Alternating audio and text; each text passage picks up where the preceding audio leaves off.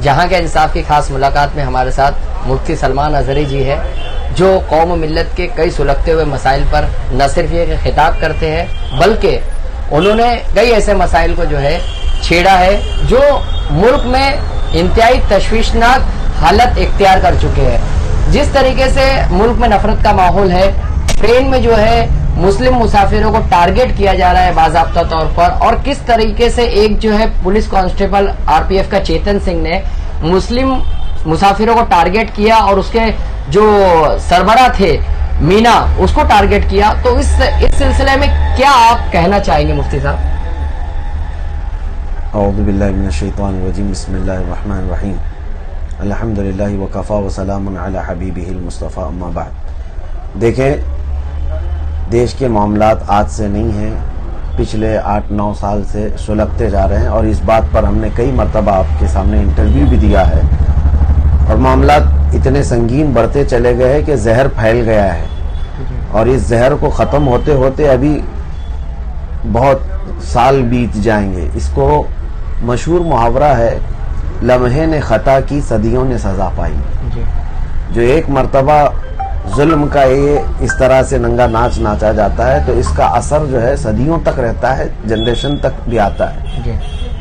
बाबरी मस्जिद के इन्हिदाम के बाद के जो फसादात हैं, उनके मामलात हैं, उसको भी आप देखिए पूरे मुल्क में कैसे तनाव बढ़ गया था और तासुब, ये तमाम चीज़ें तो होती हैं। जब हम सब लोगों ने ये एक्सेप्ट कर लिया है कि हम सबको इसी देश में रहना है और सब यही तहजीब के साथ रहना है, तो फिर ये इस तरह की लड़ाइयों का मकसद क्या है? एक दूसरे को खत्म करने का मकसद क्या है? क्या ये मुसलमानों को टारगेट करके 30 करोड़ मुसलमानों को खत्म कर देंगे, मार डालेंगे? क्या ये पॉसिबल लगता है? या भगाने की बात करते हैं तो क्या ये पूरे 30 करोड़ मुसलमानों को भगाएंगे? कुछ नहीं कर सकेंगे क्योंकि सदियों से आबाद है यहाँ पर। बस ये है कि एक मेजॉरिटी वाली जो कौम है उसको ये डर दिखाना और अपनी सियासी रोटियां सेकना, ये इतने बदसलीका लोग हैं कि सिर्फ अपनी कुर्सी की बुनियाद पर किसी का खून भी कर सकते हैं, पूरा शहर का शहर जला भी सकते हैं। आज एक चीज और मैं आपको बताता हूँ, तारीख में आप जाइए, हिटलर ने जो किया नाजी, और उसके अलावा रेडियो रवांडा, जो ये सब जो केसेस हैं पुराने, आप देखिए जा करके कि उन लोगों ने मीडिया को हथियार बनाया और इतना ज्यादा तासुब भर दिया था एक कम्युनिटी के खिलाफ कि वो तासुब बढ़ते बढ़ते जो है कत्ल और गारत में तब्दील हो गया। इनको तो क्या है, अपने स्टूडियो में बैठ करके जहर फैलाना है और लोगों का माइंड बनता गया। अब ये जिस पुलिस वाले के बारे में आप कह रहे हैं, ट्रेन में जिसने 4 लोगों की बेदर्दी से हत्या की है, कत्ल किया है, और उसकी साफ बातें भी साफ नजर आ रही हैं कि वो क्या बोल रहा है, वो किस चीज से प्रभावित है, किस चीज से इंस्पायर है वो। यही ये सारी मीडिया, दज्जाली मीडिया, इन चैनलों को देख करके मुसलमानों के खिलाफ इतना जहर फैलाया है कि ये ऐसा वो आदमी जो देश का रक्षक होना चाहिए, पुलिस डिपार्टमेंट में जो लोगों की हिफाजत के लिए जाता है, वही लोगों का हत्यारा बन गया, कातिल बन गया। तो अब इससे अंदाजा कीजिए आप, जब इस लेवल के लोगों का जहन खराब हो चुका है तो फिर आम हिंदुओं में और दूसरे जो जनरेशन है, यंग जनरेशन है, उनका क्या हाल कर रखा होगा इन्होंने? आपको ये नहीं लगता कहीं ना कहीं उसको जो है वो रेडिकलाइज हो गया था पूरी तरीके से? उसने जो है नाम लिया योगी का, मोदी का नाम लिया और नफरत अंगेज तकरीर की, बाद में जब उसने कत्ल की, वारदात को अंजाम दिया, तो उसने नफरत अंगेज बाज़ाब्ता तौर पर तकरीर की। तो तकरीर करने के बाद भी जो है उस पर एक मामला और 153A का भी लगाया गया और 2 फिरकों में नफरत फैलाने का भी मामला दर्ज किया गया। तो क्या लगता है कि इसके पीछे और भी कोई लोग हो सकते हैं? देखिए, सादी सी बात है, यही घटना अगर दूसरी तरफ से कहीं हुई होती और किसी हत्यारे ने या कत्ल करने वाले ने किसी का भी नाम लिया होता तो उसके साथ क्या हशर करते, क्या हशर करते? आप देखिए, यहाँ तो मामलात ऐसे हैं, किसी सुसाइड करने वाला हो कि हत्या करने वाला हो या बलात्कार करने वाला हो, अगर उसने कह दिया कि मैं उनसे प्रभावित था, उनसे इंस्पायर था, तो उनको भी पकड़ करके ले जाते हैं। इससे पहले हुआ है, बांग्लादेश ढाका में जो हमला हुआ था, उसमें उस पकड़े गए हुए आतंकवादी ने क्या कहा था कि मैं फलां की तकरीरें सुनता था, तो उसके बाद एक्शन तो लिया ना, पूरी एजेंसियों ने मिलकर के एक्शन तो लिया कि इनकी तकरीरों से हुआ है, इनके तो क्या आज ये एक्शन लिया जा सकता है कि ये मोदी के और योगी जी के और दूसरे तमाम लोगों के भाषणों से प्रभावित होकर के ऐसा किया है, उनको इस बारे में भी एक्शन लिया जा सकता है? नहीं करेंगे। आपको क्या लगता है कि नफरत जो फैला रहे हैं उन पर एक्शन लिया जाना चाहिए? बिल्कुल होना चाहिए, और जब तक आप नहीं रोकेंगे तो इस तरह की डिबेट और बात करके कोई मतलब ही नहीं है। देखिए, जो देश के बड़ी बड़ी ऊंची पद पर बैठे हुए लोग हैं वो खुद चाहते हैं कि देश जले। जी। मणिपुर में क्या कर रहे हैं, हरियाणा में क्या कर रहे हैं, ये अपनी कुर्सियों के लिए बेकसूर लोगों को मौत के घाट उतरना पड़ रहा है। जान की कोई कीमत होती है कि नहीं होती है? एक इंसान की कीमत होती है कि नहीं होती है? नहीं, जिस तरीके से मणिपुर में जो औरतों को जो है वो नंगा घुमाया गया, बरहना घुमाया गया, और दूसरा तरीके से जो है यहाँ मेवात में और हरियाणा में और नूह में जो तशद्दुद बर्पा किया गया, उस पर इल्जाम जो है मुसलमानों पर आयद किया जा रहा है कि मुसलमानों ने रामनवमी के जुलूस पर बाज़ाब्ता तौर पर मुनज़्ज़म साजिश के तहत जो है वो हमला किया था।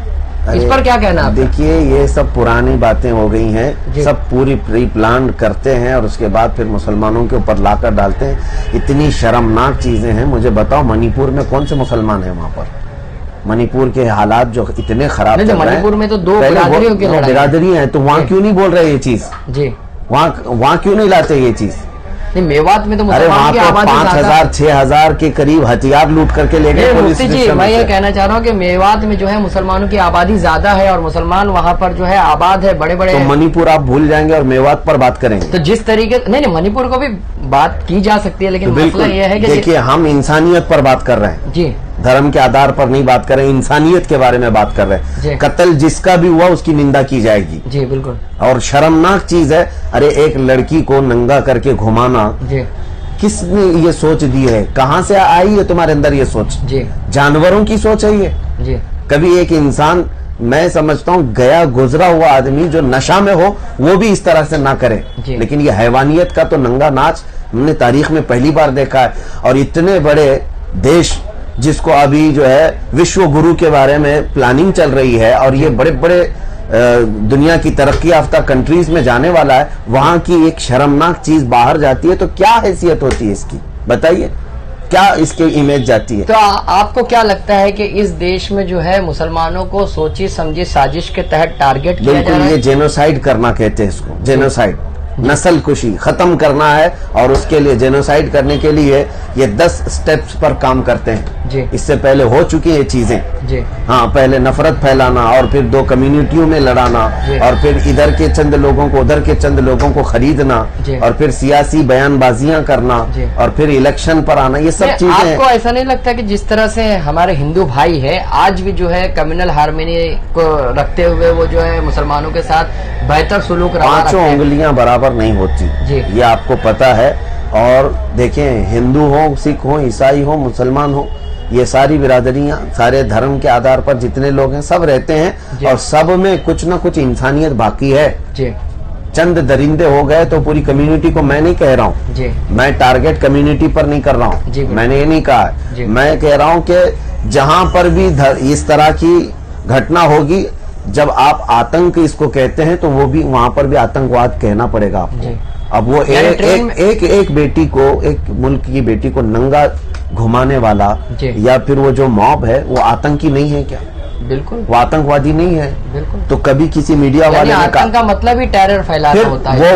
वो दहशतगर्द, उनको क्यों नहीं कहा जाता? कोई एक मीडिया चैनल कह रहा हो तो मुझे बताइए जो आतंकवादी थे। तो वैसे तो ट्रेन में जो, वो भी आतंकवादी है, वो आतंकवादी है। अपने हथियार को लेकर के उसने टारगेट करके मुसलमानों को मारा। वही अगर कोई मुसलमान किया होता तो वो तो पाकिस्तानी हो जाता, वो लश्कर तैयबा वाला होता।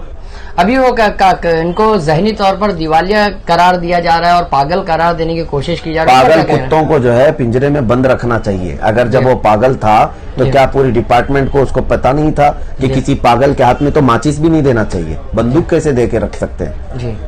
ये तो मुफ्ती जी जो बता रहे थे कि जिस तरीके से मुल्क के हालात है वो बद से बदतर करने की जो है वो साजिश की जा रही है ताकि दो फिरकों में नफरत पैदा करके मुल्क को जो है तकसीम किया जाए और इस तरह के हालात पैदा करके मुसलमानों को जो है टारगेट करने की एक सोची समझी साजिश है। जहां के इंसाफ की खास रिपोर्ट।